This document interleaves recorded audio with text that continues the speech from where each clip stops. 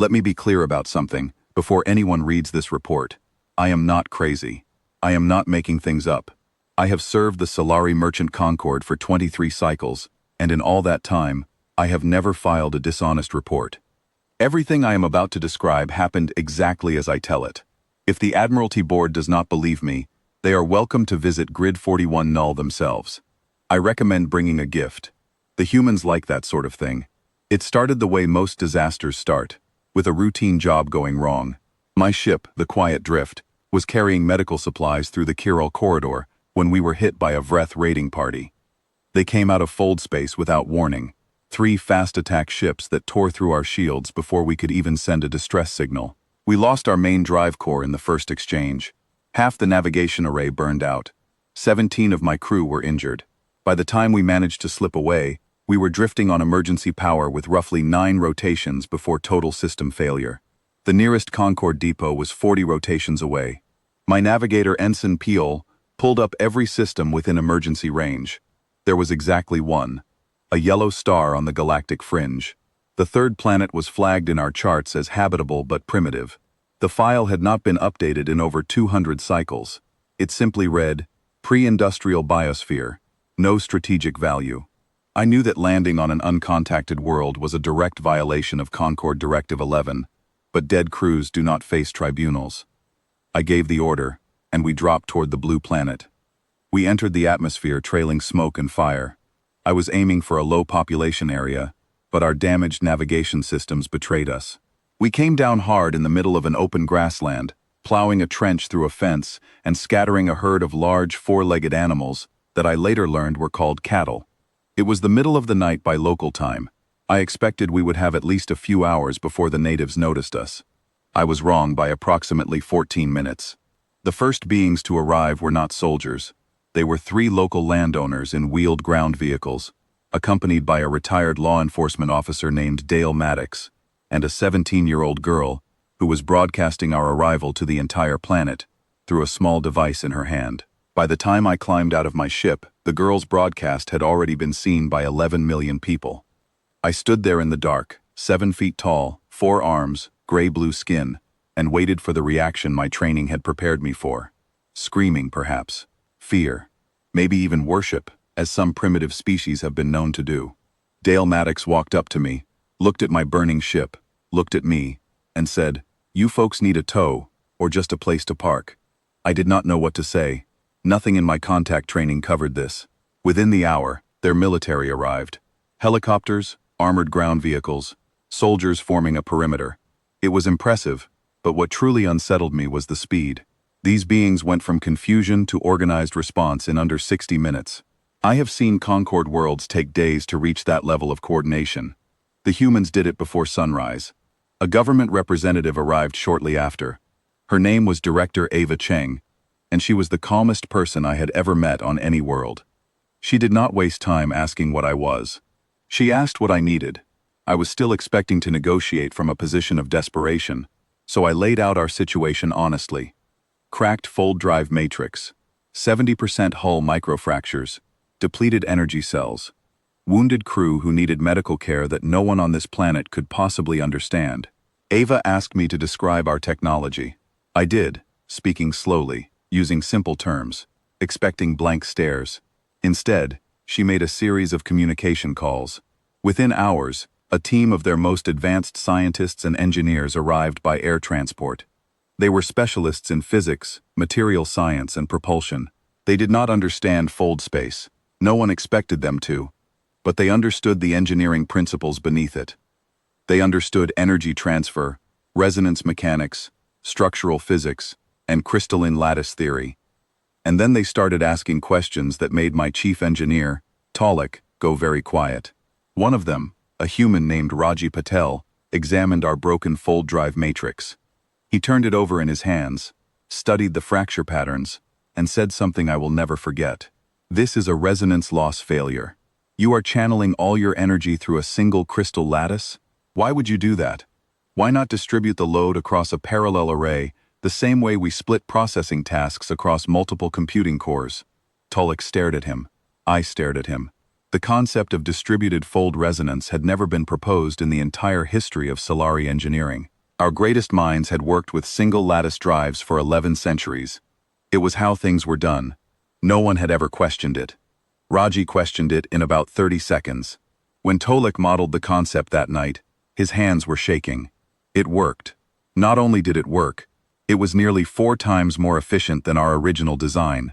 A human with no knowledge of fold space had just revolutionized our most fundamental technology by applying a principle they used in their household computing devices. That was the moment I realized we had not landed on a primitive world. We had landed on something else entirely.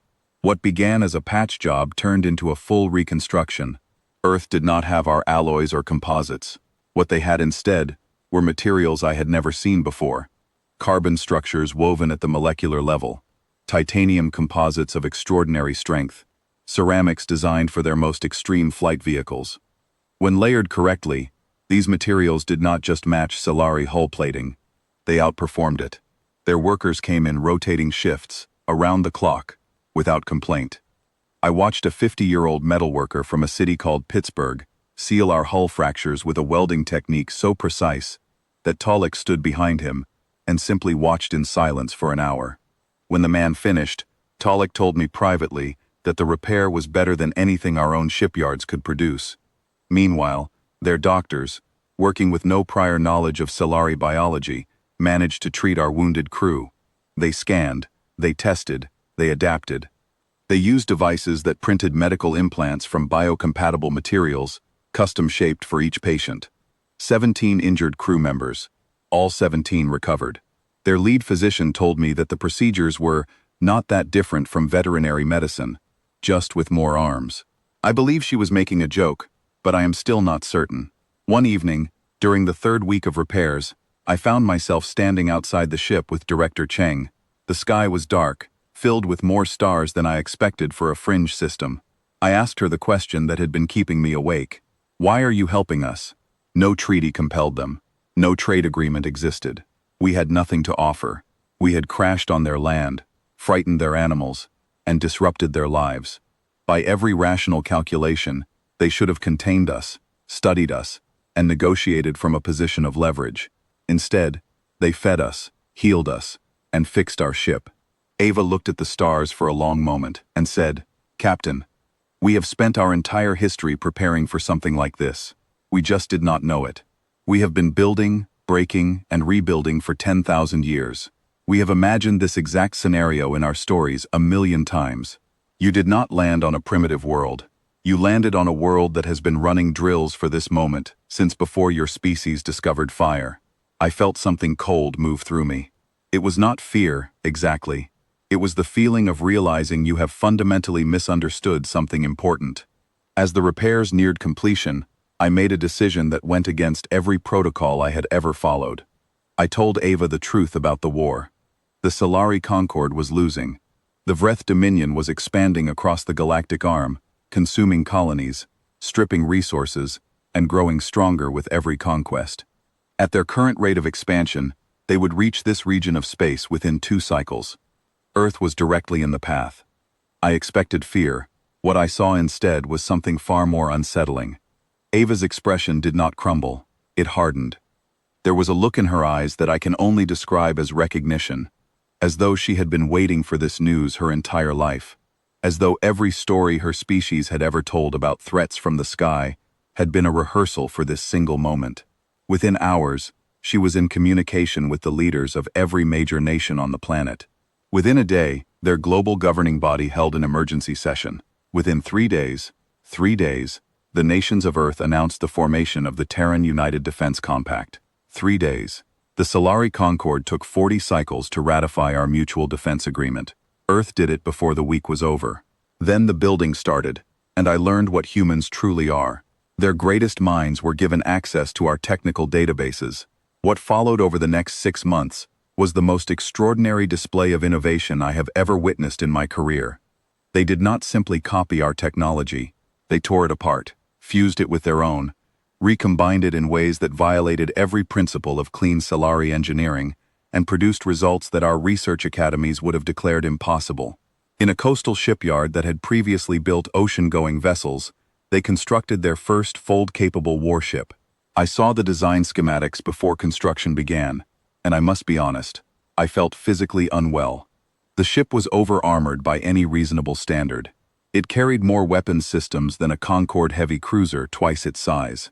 Its hull was layered with that extraordinary carbon titanium composite. Its fold drive used Raji Patel's distributed array, which meant it could jump faster and farther than anything in the Concorde fleet. It was not elegant. It was not beautiful. It looked like something designed by a species that expected everything to go wrong and had prepared for all of it at the same time. They built 12 of these ships in under a year. Let me put that in context. The Sellari Concorde took 11 centuries to construct its first interstellar fleet. Earth did it in 11 months. They named the flagship the TDS Spite.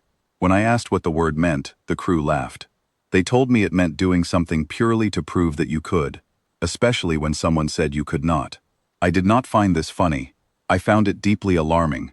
On the day of departure, I stood on the outer hull of the Quiet Drift, now upgraded so far beyond its original specifications that Tulloch refused to call it the same ship, and looked out at 12 human warships in formation.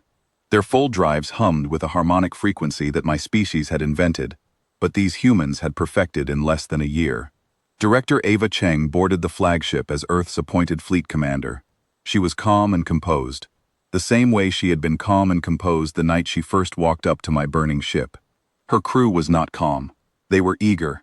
Eager is worse. Old Dale Maddox showed up at the launch site. He had enlisted as a supply coordinator, and he brought coffee for my crew one last time. He shook my hand, a human gesture of respect, and said, "You came here broke down and scared. You are leaving with a fleet. That is just how we do neighbors." I could not speak for a moment. I simply nodded. As we entered fold space, I began writing this report. I have only one recommendation for the Admiralty Board, and I urge them to take it seriously. Do not give the humans a reason to turn against you. They have been fighting each other, relentlessly and creatively, since before our species learned to use tools.